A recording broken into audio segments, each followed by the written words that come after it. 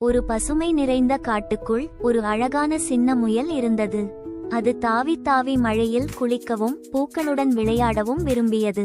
ஒரு நாள் முயல் ஒரு சிறிய கோழி குஞ்சை சந்தித்தது. கொஞ்சம் பயந்து இருந்தது. முயல் கேட்டது, ஏய் குட்டி, ஏன் இப்படி தனியாக நிற்கிறாய்?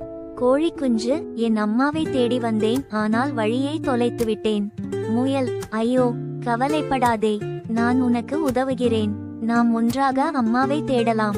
அவர்கள் காட்டுக்குள் பயணிக்கத் தொடங்கினர். காட்டை கடந்து பனி மழையை வந்தடைந்தனர். அங்கே கொஞ்சம் விளையாடினர். அதை கடந்ததும் ஒரு சிறிய ஆறு இருந்தது. முயல் தாவி கடந்து விட்டது. ஆனால் கோழி குஞ்சு திகைத்து நின்றது. முயல், வா குட்டி, நான் உனக்கு உதவுகிறேன். முயல் ஒரு மரக்குச்சி கொண்டு வந்து ஆற்றில் வைத்து ஒரு பாலம் போல் மாற்றியது. அதை பார்த்த கோழி குஞ்சு மகிழ்ச்சியுடன் கடந்து வந்தது.